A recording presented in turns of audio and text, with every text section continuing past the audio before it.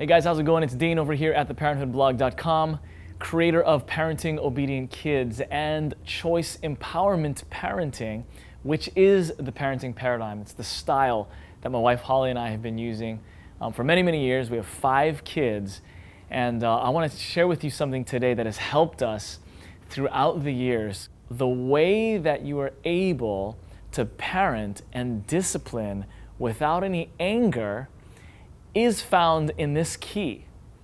And this is super important because I believe in the system that we teach, this choice empowerment parenting system, is an anger-free discipline system. It's a punishment-free, anger-free discipline system. But the question is, how do you do that? And of course, we go into way greater depth, holding your hands, step by step, taking you through how to do that in our parenting course. But today I want to give you one key and something for you to think about, something that maybe I could challenge you with today. What you need to do is you need to separate yourself from the tool that you're going to discipline your child with, okay? Now, we can go into at another time what those tools are, if you're using timeout or you're using other kinds of tools that you use to allow life to discipline your child, to allow circumstances in life to teach your child so that they'll make better choices next time, okay? But anyway, right now, I just want you to see this image right here. Separate from your emotions, separate from your soul the anger and the burden and the sting and the power that you want to enforce in your child's life so that they'll get it. When are you going to get it through your thick skull? You know, it's like this feeling that you're getting, right? Well, you know that that's not the right way that you're going to express yourself. So instead, know this, and this is super cool, you can take the sting of life out of your voice and out of your anger and out of your icy looks and the things that we were kind of raised, some of us, to use to get our kids to behave. You can take that out, and instead you can translate it over here to the tool of discipline.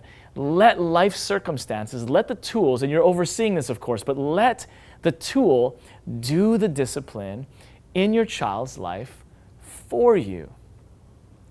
When you are able to do that, when you're able to separate yourself, and today I'm just going to focus on the emotional aspect of this, when you're able to separate yourself emotionally from that, then you can allow the impact to come from the consequences and what you set up, you and your spouse set up as the tool of discipline. It doesn't come from you. That's what I want you to remember today. The influence for change doesn't come from your anger or your fear-based manipulation or controlling over your children, beating them up. You don't want to do that. Separate yourself out from that. Here's the coolest thing that happens when you do that. When you do that, and I'm speaking emotionally here, when you separate that out and let the tool discipline your child, okay, it allows you to come alongside your child as a cheerleader. I'm talking emotionally. It doesn't mean you're any less an authority in their life, but you get to come alongside them from an emotional standpoint. You're no longer an enemy like this.